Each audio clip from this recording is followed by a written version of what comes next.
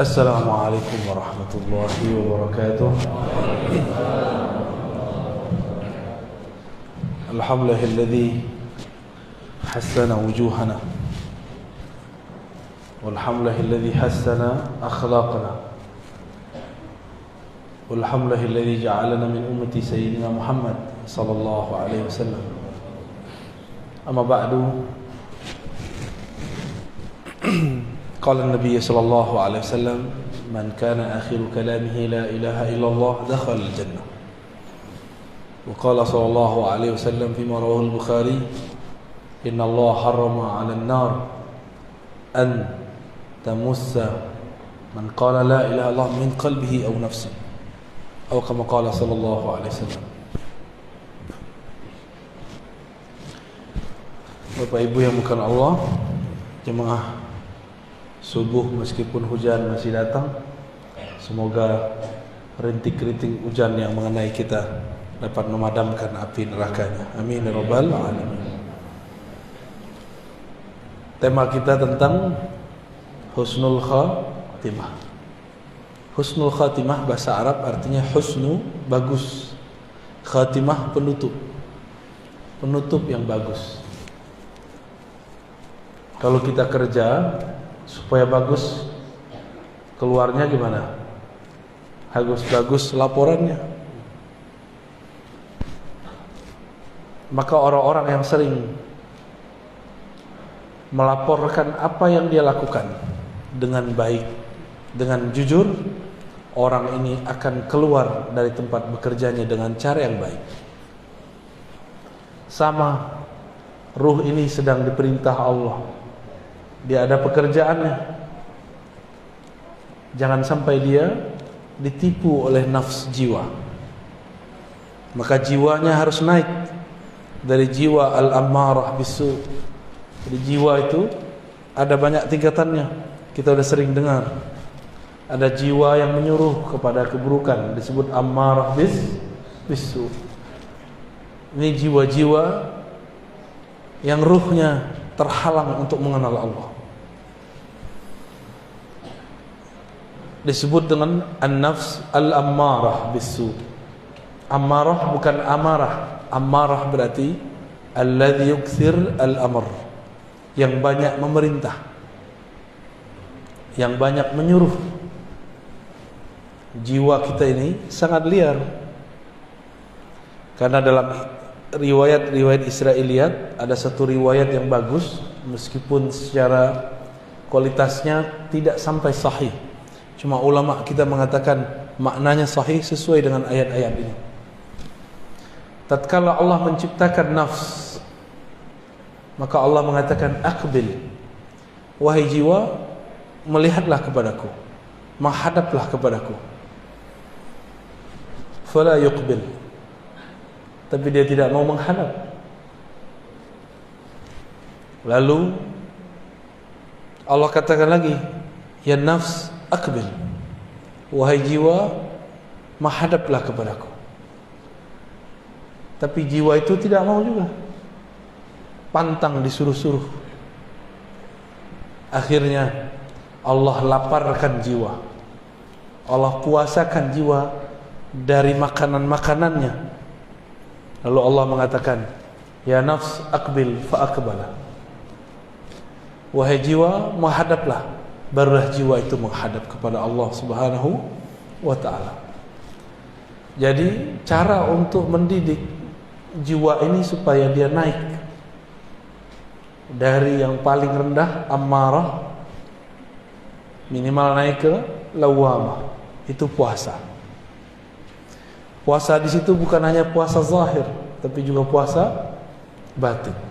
Nafs itu ada penyakit di dalamnya, sombong. Puasa dari kesombongan. Nafs itu pengen didengar selalu, tidak mau mendengar orang. Nafs itu pengennya ditaati, tapi tidak mau mentaati.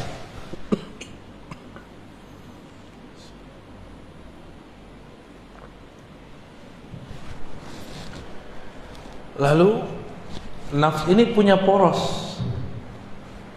Ada raja di dalam dirinya bernama qalbi. Jangan sampai nafs ini menjadi rajanya kolbu, tapi kolbu harus menjadi rajanya nafs. Bagaimana caranya? Karena kolbu ini tempat Allah memandang, maka lakukanlah seperti Allah pernah dulu melakukannya. Puasakanlah jiwa, puasakan dia dari memandang yang tidak benar, puasakan dia dari mengatakan hal-hal yang tidak benar. Maka jiwa nanti akan patuh kepada kalbu. Banyak-banyak puasa. Puasa zahir dari makan, minum, juga puasa batin. Nabi mengatakan, wa idza kana yaumu ahadikum, yaumu shaumi ahadikum falyakul wa idza kana, apabila yaumu shaumi ahadikum, ya, hari kalian berpuasa, lalu ada orang syatamahu aw qatalahu falyakul inni shaim. Ada orang ngajak dia berantem, katakan inni shaim, aku sedang berpuasa. Berarti puasa di hadis ini apa? Hadis Sahih Bukhari. Puasa emosi. Puasa emosi. Nabi itu sangat mengerti kondisi jiwa. Maka Nabi mengatakan, jika kamu marah dalam keadaan berdiri, duduklah. Jika dalam duduk marah, maka tidurlah. Itu sebabnya saya kalau ceramah, saya memilih bersandar, ya, supaya tidak, emosinya tidak meluap-luap. Ya, silakan para satis dicobain. Ya, cobain kalau ceramah itu bersandar. Maka kita nafsnya sudah disandarkan. Tinggal yang bicara kolbunya, lidahnya dipinjam sebentar. Tapi kalau sudah begini, lain ceritanya. Gelarnya jadi keluar. Saya doktor, saya LC, lulusan apa tuh? Lulusan Ciputat. Lama Kairo. Ya, lama di Kairo. Itu istilah baru yang saya dapat di Medan. Dari Dr. Thohir, alumni Kairo ini. Alumni Mesir ini. LC kata dia lama di Kairo. Kalau MM masih di Medan. Jadi si jiwa ini harus dipuasakan. Terus nanti dia naik ke lawamah. Apa ciri-ciri jiwa kita sudah naik ke lawamah? Kita suka menyesali perbuatan. Maka ahwal, kondisi yang terjadi pada orang yang sudah naik ini namanya muhasabah. Apa namanya? Suka menghisap dirinya, bukan menghisap orang lain. Suka menyalahkan dirinya, bukan menyalahkan orang lain.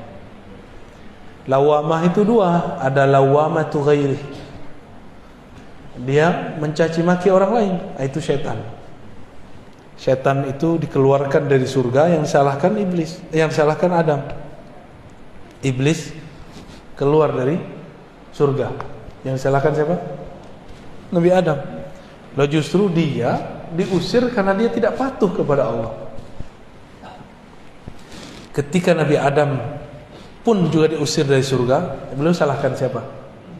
Dirinya sendiri. Ini beda Bani Adam yang ruhnya hidup dengan Bani Syayatin. Bani Syayatin ini bisa manusia. Kan ada syayatinul jinni wal ins, keturunan atau pengikut setan. Apa aja disalahkan orang, enggak pernah menyalahkan diri. Oh, ini banyak ustadz sekarang begitu. Banyak dai sekarang menyalahkan orang di luar, menyalahkan kelompok di luar. Gunung Semeru meletus, yang dia salahkan orang Semeru. Oh, orang Semeru itu enggak ibadah itu, banyak maksiat tuh. Jangan begitulah. Kalau Anda tidak sanggup membantu mereka, jangan sakiti hati mereka. Sinabung dekat sini kan? Oh, di bawahnya banyak orang kafir. Kalau engkau tidak mau bantu, uskut, diam aja. Karena untuk membantu tidak mesti dia seorang muslim. Membantu seantara manusia dan manusia ini adalah hal yang wajib. Karena Nabi memahami ayat, Allah jadikan kamu berkabilah-kabilah, bersuku-suku, lita'arafu, supaya kamu berkenalan. Salah satu penyakit jiwa itu adalah merasa dirinya baik. Itu satu. Yang kedua, merasa sukunya terbaik. Hati-hati ya. Ini kita ini nggak tahu sebenarnya suku orang Medan ini banyak ya. Di Medan ada Melayu, ada Batak, ada Minang, ada Jawa, ada Mandailing. Itu masuk Batak ya? Batak sendiri masuk Batak ya. Kirain nggak mau disebut Batak ya. Ada suku Melayu Aceh, Melayu Delhi, ada Melayu Riau, Melayu Jambi, banyak sekali.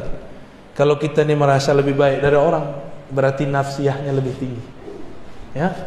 Jadi misi Rasulullah itu menghancurkan perasaan kibir. Jadi nafs al-ammarah tadi dia punya karakter dia merasa lebih baik dari orang. Jadi kalau kita duduk di sini merasa lebih baik dari yang di samping, berarti nafs ammarahnya masih aktif.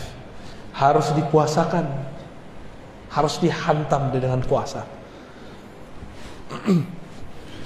Kalau sudah naik ke lawamah, dia sering muhasabah. Hasibu qabla an tuhasabu, mutu qabla an tamutu. Hisaplah dirimu sebelum kamu dihisap. Matikan dirimu sebelum kamu mati. Maksudnya bayangkan kalau kita mati, apa yang akan kita bawa? Pertanyaan di alam kubur tidak aneh-aneh. Cuma man rabbuka, man nabiyuka. Siapa Rabbmu? Tidak ditanya pernah bangun masjid, tidak, enggak ditanya. Enggak ditanya hafalannya berapa. Enggak ditanya tahajudnya banyak atau tidak. Yang ditanya siapa Rabbmu? Kamu tahajud untuk siapa? Kamu bangun masjid karena siapa? Kamu sekolah karena siapa? Kamu ngajar, kamu belajar untuk siapa? Untuk debat. Berarti kamu bukan bagian dari ahlullah. Jika ini muhasabahnya sudah rutin, nah inilah thariqahnya Imam Al-Harith Al-Muhasibi, Imam Salafus Saleh ya, Imam apa? Salafus Saleh. Jadi semenjak zaman Salafus Saleh sudah ada imam yang mengajarkan thariqah muhasabah. Imam Al-Muhasibi mengajarkan murid-muridnya, sebelum tidur ingatlah semua aktivitas kita sebelum tidur. Mulai dari bangun sampai mau tidur lagi. Jika ada tergores di hati, minta ampun kepada Allah. Jika ada kebencian masuk ke hati, minta kepada Allah supaya dicabut. Jika ada dendam di hati, emosi, minta kepada Allah supaya Allah menentramkan qalbu. Itulah amalan Imam Al-Harith Al-Muhasibi. Ternyata beliau ini mengamalkan amalan sahabat yang dulu Sayyidina Abdullah bin Umar penasaran kepada dia. Dilihat-lihat ternyata tahajudnya sedikit, sedekahnya tidak banyak, baca Qurannya juga standar. Setelah 3 hari Abdullah bin Umar bertanya, kata Rasulullah, engkau ini ahli surga, tapi aku tidak melihat amalanmu banyak. Lalu Abdullah bin Umar bertanya, apa ma sya'nuka? Amalan kamu apa gerangan? Dijawab oleh sahabat ini, disembunyikan namanya. Tidaklah aku mengambil tempat tidurku kecuali aku membuang semua kebencian, semua goresan, semua dendam dari kolbuku. Jadi dia tidur enggak bawa dendam. Dia tidur tidak bawa kesombongan. Dia tidur dalam kerendahan hati, kehinaan jiwa. Disitulah dia kemudian minta ampun kepada Allah. Baru dia mengatakan, Bismikallahumma ahya wa amut. Ya Allah, dengan namamu yang maha agung, aku hidup dan aku minta ditidurkan. Kalau ini sudah rutin naik ke nafs al-mulhamah. Mulhamah ini orang sudah mulai berdialog dengan jiwanya, dengan kolbunya. Nabi pernah bersabda, istafti qalbak, bangunlah dialog dirimu dengan dirimu. Istafti qalbak, hadis Tirmizi. Kita mau ngapa-ngapain, sholat dulu, sholat istikharah. Tanya kepada Allah, tanya ke dalam diri, karena Allah berbicara ke dalam diri kita. Ini istikharahnya cuma mau nikah ya? Mau kerja nggak istikharah? Mau berguru nggak istikharah? Lebih penting menikah atau berguru? Lebih penting menikah apa berguru? berguru. Menikah bisa cerai, berguru tidak boleh cerai. Sampai kiamat pun kalau bisa tidak bercerai. Tapi kalau nikah, nggak cerai hidup, cerai mati. Iddahnya 4 bulan 10 hari. Benar. Tapi cerai dengan guru, iddahnya sepanjang masa. Bahaya nggak? Ya? Maka berguru harus istikharah. Istikharah itu artinya istikharah, meminta agar Allah memilihkan. Allah makhtarli wa la tukhayyirli. Ya Allah, pilihkan untukku, jangan engkau membiarkan aku memilih untuk diriku sendiri. Sudah beristikharah mau cari guru? Belum ya? Kalau sama istri bisa tengkar, sama guru nggak boleh tengkar. Ya, sama pasangan bolehlah kita ngambek sebentar, sama guru ngambek sebentar, itu murid durhaka, berbahaya. Ya, istikharahlah. Nah, mulai bangun komunikasi dengan kolbu. Saya istikharah setiap kali mau ngajar. Jadi kalau tambah sering ngajar, saya tambah sering istikharah. Saya tanya, ya Allah, apa yang saya mau ajarkan? Tolong gerakkan lidah ini, pancarkan dari kolbu kami nur-Mu. Hanya engkaulah yang mampu berbicara. Hanya engkaulah yang menggerakkan kolbu.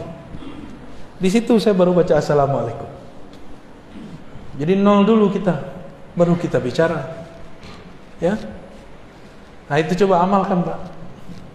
Sebelum tidur, kesel sama pasangan, marah sama anak, tidak baikan dengan tetangga, bermusuhan, iri dengki dengan teman bekerja, dibuang semua.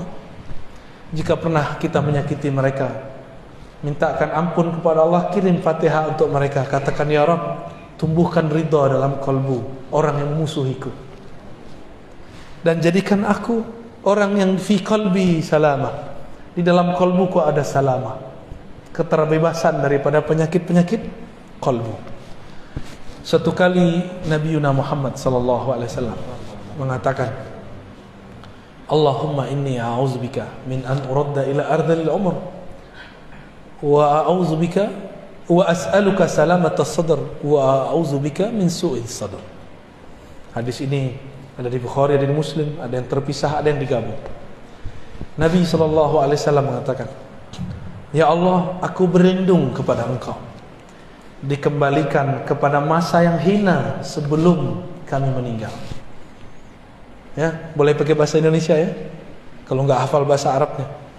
An uradda ila ardhalil umur, dikembalikan kepada keadaan umur yang hina. Anak kecil tidak bisa apa-apa, ngapain saja harus dibimbing, harus dibantu. Maka dikembalikan masa seperti itu disebut arzalil umur. Kalau ada di antara keluarga kita sudah begitu, maka katakan, ya Allah, ikhtim lana bihusnil khatimah. Keadaan ini sudah takdir Engkau, kami ridha ya Allah, tapi tetapkanlah kami dalam husnul khatimah. Kembali ke hadis tadi. Hadis ini berkaitan dengan surat Yasin, wa man nu'ammirhu nunaqqishu fil khalq. Siapa yang kami panjangkan umurnya, kami kembalikan dia seperti semula jadi. Dulu tidak bisa bicara, sekarang susah bicara. Tidak bisa jalan, sekarang nggak bisa jalan. Maka jangan minta panjang umur, minta saja al-afwa wal afiyah. Sahabat nanya kepada Rasulullah, wahai Rasulullah, tolong berikan aku amalan doa. Hadis Ibnu Majah. Apa kata Nabi? Kul Allahumma inni as'aluka al-afwa wal afiyah fid dunya wal akhirah. Ya Rabb, berilah aku afwa, maaf, wal afiyah, keselamatan di dunia dan di akhirat. Dunia badannya sehat, di akhirat husnul khatimah. Udah seminggu sepekan dia datang lagi kepada Rasulullah, tanya, wahai Rasulullah, ajarkan aku. Diajarkan doa yang sama. Udah seminggu lagi datang lagi kepada Rasulullah, Nabi masih mengajarkan yang sama. Lalu sahabat ini protes, wahai Rasulullah, emang gak ada doa lain? Ini murid ini kadang nafsu, pengen wiridan banyak, pengen dapat talqin zikir, pengen dapat ijazah. Nafsu. Zikir kok pakai nafsu? Zikir. Akhirnya Nabi mengatakan, wahai sahabatku, adakah yang lebih sempurna daripada afwa dan afiyah? Bukankah afwa mencakup seluruh urusan duniamu, afiyah mencakup semua urusan akhiratmu? Orang tuh mikir. Jadi orang Arab aja kadang nggak paham. Selevel sahabat Nabi masih bertanya, apalagi kita. Orang-orang yang sudah sampai di level ini, dia mulai tahu penawar ketenangan kolbunya. Apa yang membuat kolbu gelisah? Kolbu ini kan diartikan qalb, sesuatu yang bergerak. Dia hanya bisa bergerak dengan tenang jika dia menyebut nama yang menggerakkan kolbunya. Siapa yang menggerakkan kita? Allah. Maka disebut di kolbunya Allah, Allah. Baru kolbunya tenang. Anak kecil mainannya ketinggalan, nangis gak? Oh, bisa pukul-pukul badannya, bisa guling-guling. Mainannya kolbu cuma satu, zikrullah, menyebut nama Allah. Kalau di sini sudah rutin, sudah sering berdialog dengan kolbu, sudah tahu obat penawar gelisahnya kolbu, yaitu zikrullah, maka orang ini naik ke makom yang tadi ayatnya dibaca. Ya ayyatuhan nafsul mutmainnah, wahai jiwa yang sudah tenang dalam berzikir menyebut namaku, wahai jiwa yang sudah sering dipuasakan, wahai jiwa yang sudah sering dimuhasabahkan, wahai jiwa yang tidak menyalahkan selain dirinya, wahai jiwa yang merasa dirinya rendah, irji'i ila rabbiki radiyatan mardiyah. Sekarang kamu dapat tiket pulang, diundang langsung oleh Rabbul Bariyah dengan penuh ridha dan mardiyah. Itulah kondisi orang yang sudah mantap di kalbunya nama-nama Allah. Inilah beruntungnya kita. Di negeri ini banyak ulama-ulama mengajarkan kan zikir kalbu. Banyak enggak? Banyak. Cuma setan tidak akan pernah diam. Dia nanti akan buat konspirasi. Kalau belajar zikir gila, kalau belajar ini, belajar itu, nanti nggak sholat. Itu biasa, itu setan. Anehnya, setan ini kan punya wali. Walinya kadang-kadang seorang dai. Si dai ngomong, nggak usah belajar tarekat, zikir, nanti gila.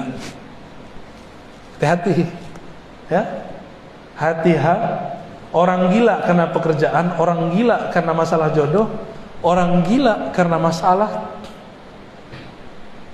dirinya sendiri itu lebih banyak daripada orang yang gila karena belajar zikir. Orang gila karena belajar zikir karena aslinya dia gila. Kawan saya masuk kampus gila karena ditanya terus sama dosennya, kapan kau selesai? Gila dia. Maka saya nggak mau tanya lagi mahasiswa saya kalau dia nggak selesai.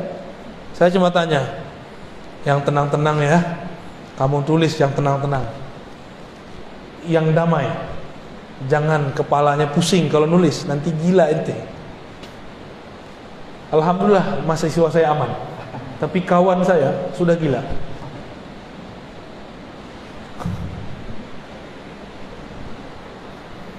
Udaranya sendu sekali ya, seperti suara saya.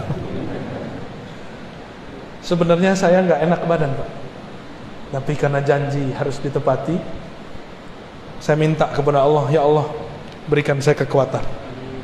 Tapi nanti Jumat saya nggak kuat lagi, maka cuma 2 ini, pagi ini dan waktu duha, insya Allah. Nah, jadi kalau mau husnul khatimah, apa yang dilakukan?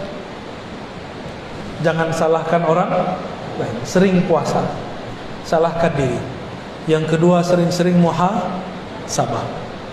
Yang ketiga, sering ajak diri kita berdialog. Lalu belajar zikirlah kepada ahli zikir. Kalau sudah begitu, nanti dapat undangan.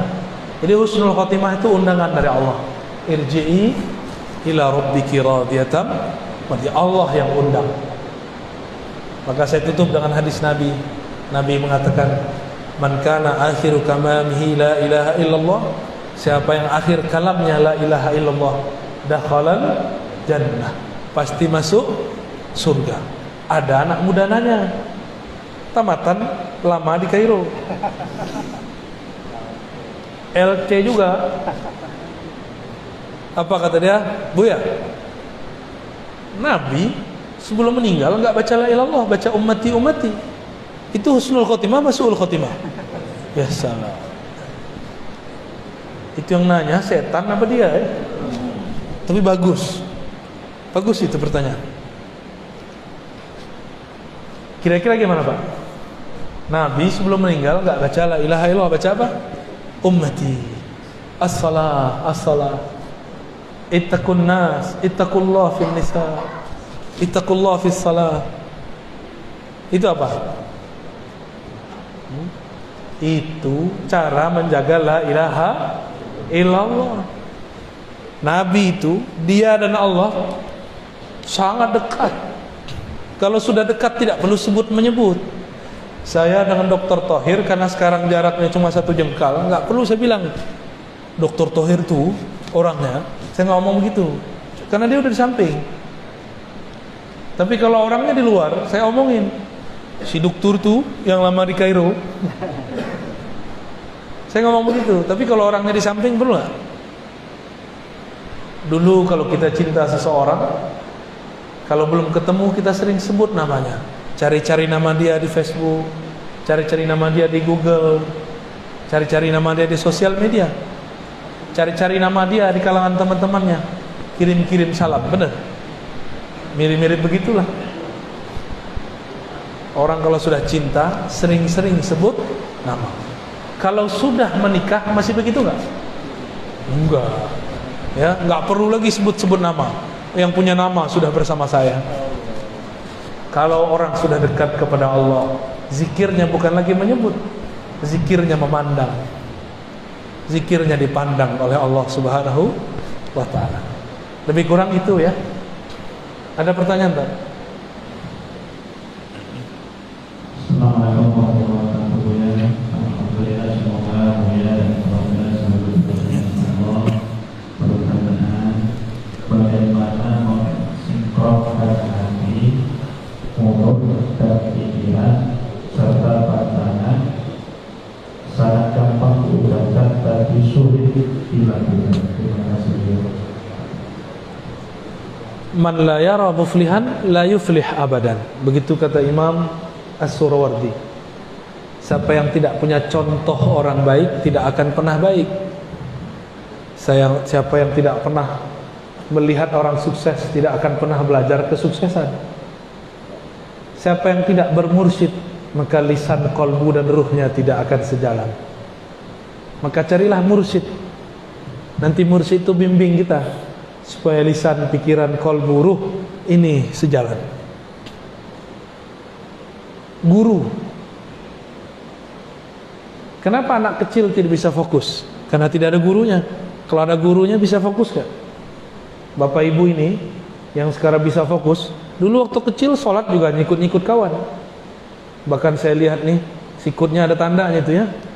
Dulu pernah giniin temannya tuh, dan jatuhnya satu deret. Ya, betul ya. Maka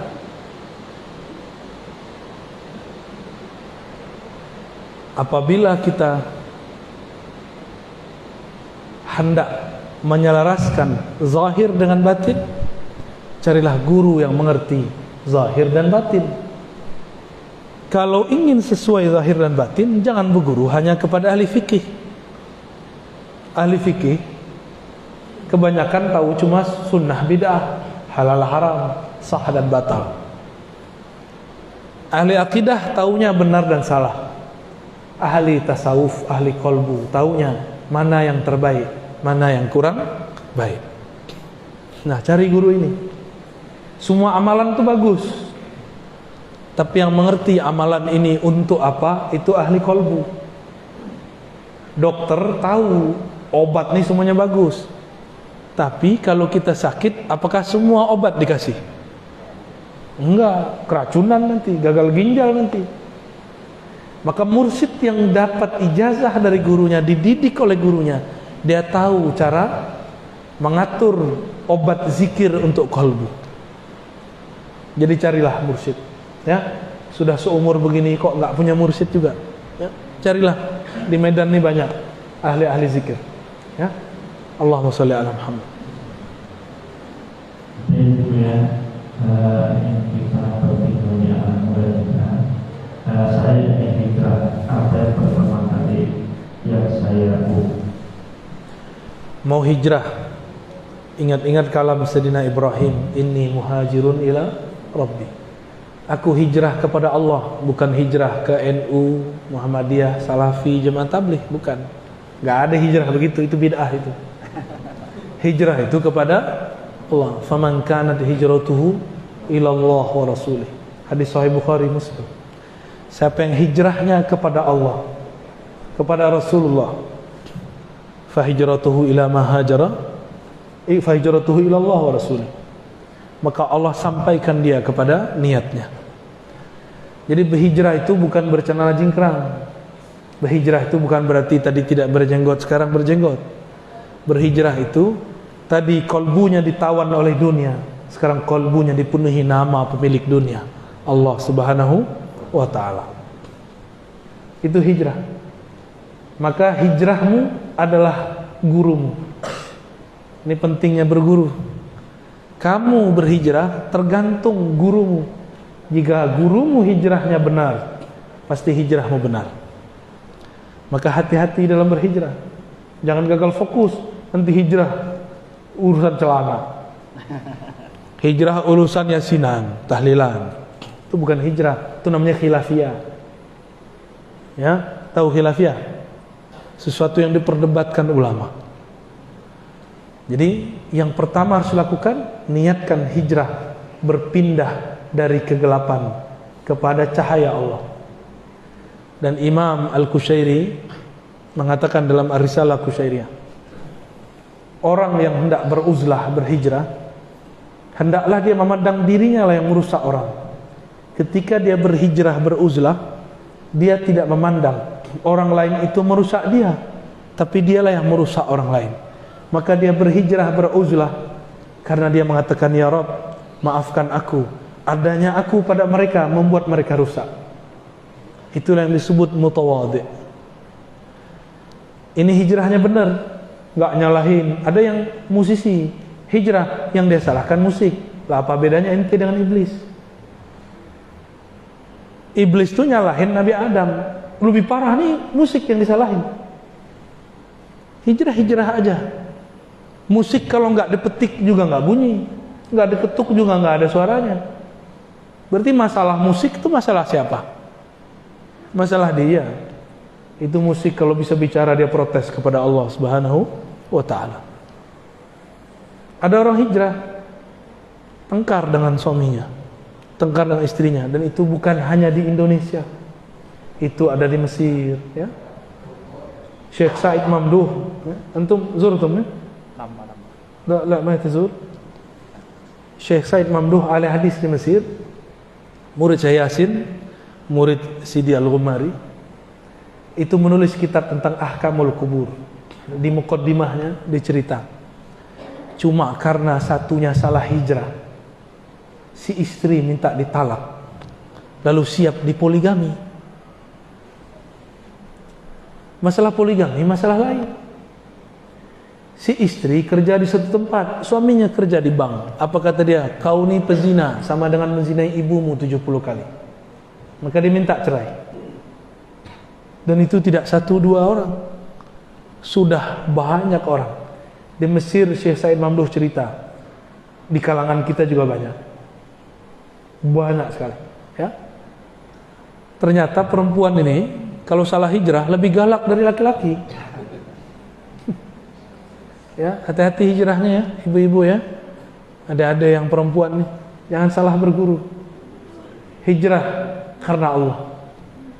Jika hijrahnya karena Allah, maka kita akan dibimbing. Walaupun nyerempet-nyerempet sesat dikit, nanti Allah selamatkan.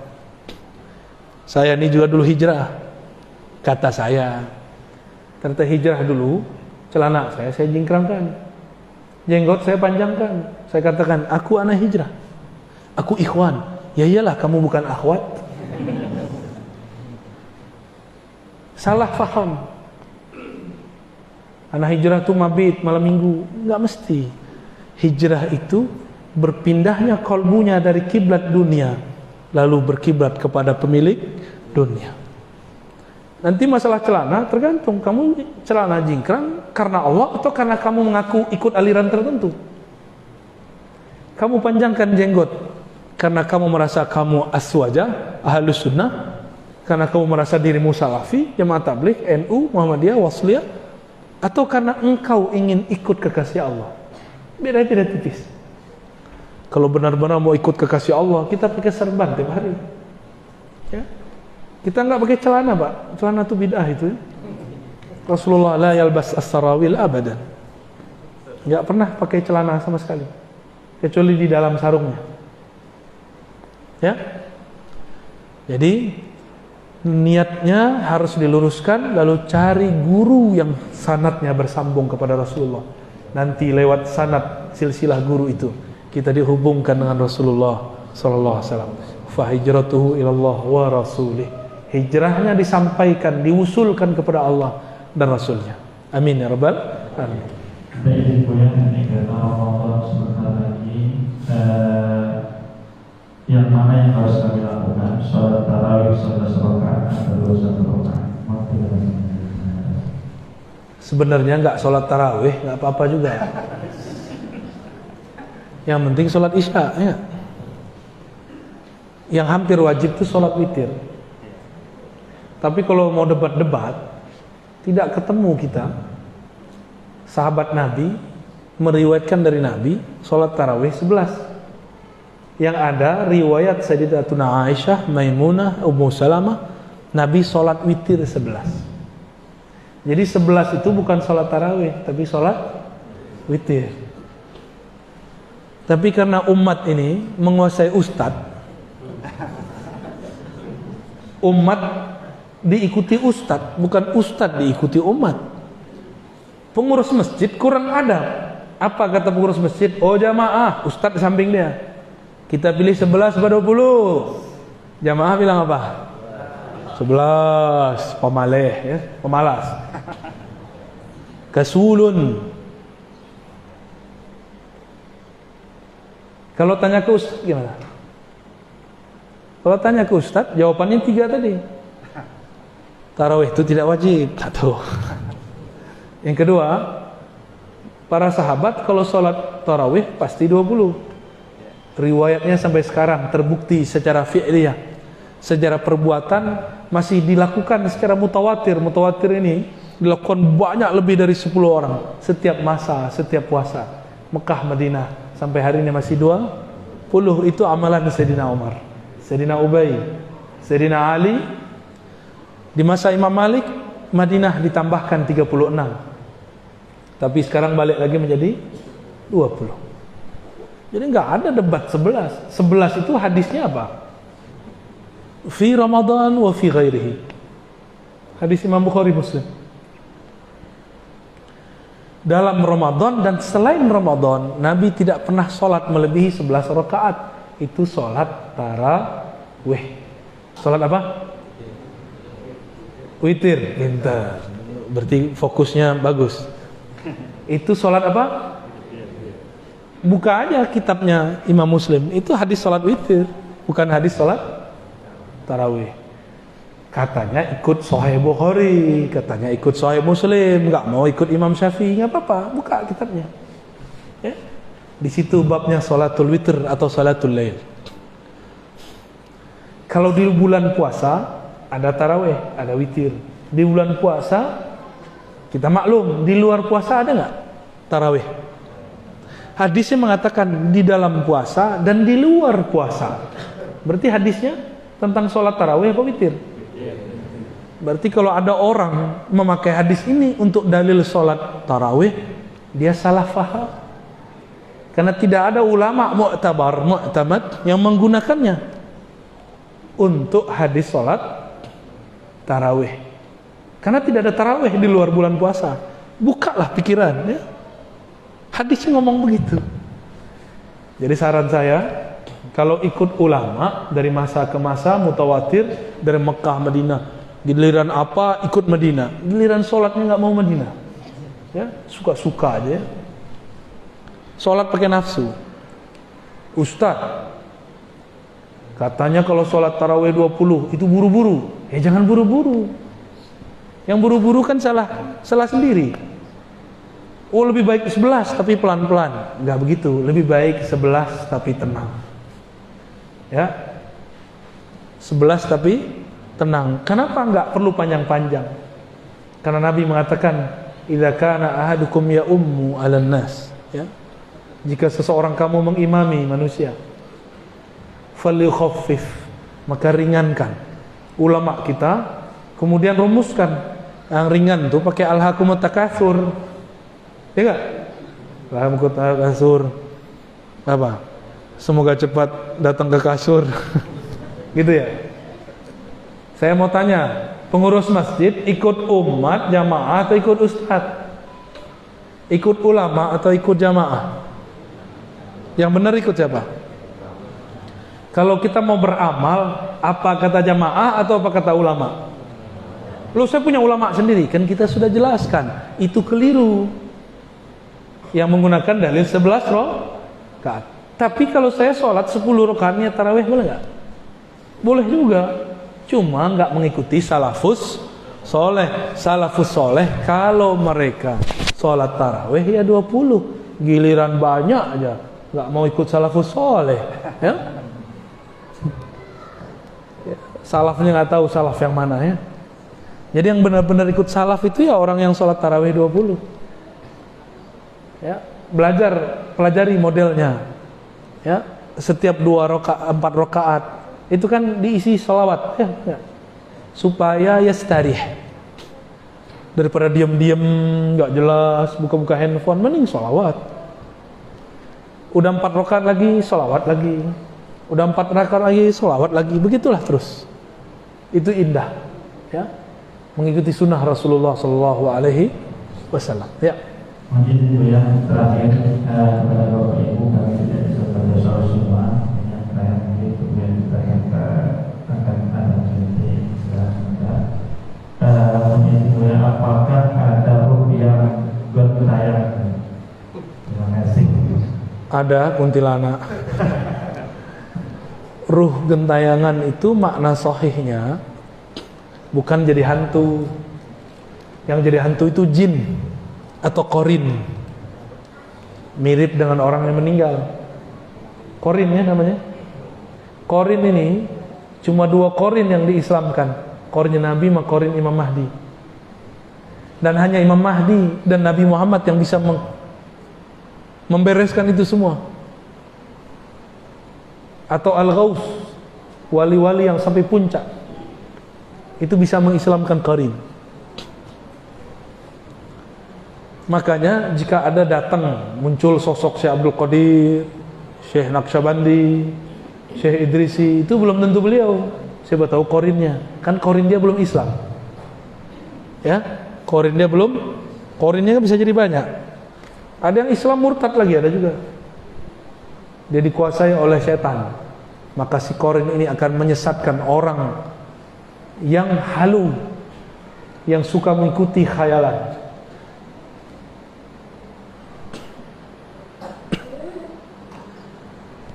Yang ada itu apa? Dalam kitab Habib Zain bin Smith, begitu juga kalam Sidi Abdullah Faiz Ad-Daghestani An-Naqsyabandi, mereka sepakat mengatakan siapa yang tidak sempurna suluknya, ma'rifatnya di dunia, maka dia akan mencari guru menyempurnakannya di alam kubur. Yang enggak sempurna dalam kubur, dia mencari kesempurnaan di padang mahsyar. Makanya orang-orang mencari syafaat Rasulullah, itu pengen sempurna. Mumpung badan masih ada hayatnya, cari guru ma'rifat sebelum terjadi nyawa merenggang dari badan. Ya. Roh ini berpindah-pindah, dia cari, kadang dia datang ke orang tertentu. Kalau orangnya bukan wali Allah, dia datang ke mimpinya. Kalau dia qalbunya bening, maka mimpinya benar. Maka mimpi ketemu orang-orang yang sudah wafat itu rata-rata benar. Tapi kalau lagi halu, bisa benar bisa tidak, ya. Jadi tidak ada arwah dalam artian orang mati gentayangan kepada orang hidup. Yang ada korinnya gentayangan, ya. Kita ini Allah jadikan khalifah di bumi. Khalifah itu pemimpin, nggak boleh takut kepada jin, nggak boleh takut kepada setan, tapi nggak boleh juga sombong, ya. Jadi nggak usah takut sama hantu. Hantu ada, tapi itu jin. Tapi tidak ada namanya arwah gentayangan jadi hantu. Yang ada arwah itu mencari kesempurnaannya. Dia nggak butuh lagi kita. Ya, cukup ya. Sudah agak terang. Doanya pakai Al-Fatihah aja ya.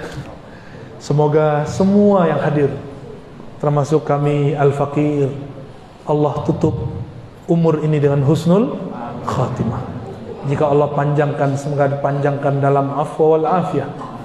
Jika Allah matikan, semoga Allah matikan dalam husnul khatimah. Apapun takdirnya, corona tidak corona, sakit tidak sakit, tabrak atau tidak ditabrak, jatuh tidak jatuh, semuanya takdir Allah. Kita hanya perlu ridha. Maka kita minta, raditu billahi rabba, ya Rabb, berikan aku keridhaan dalam qalbuku. Ala hazinni wa likulli niyatin salihah wal ghayat. Al-Fatihah.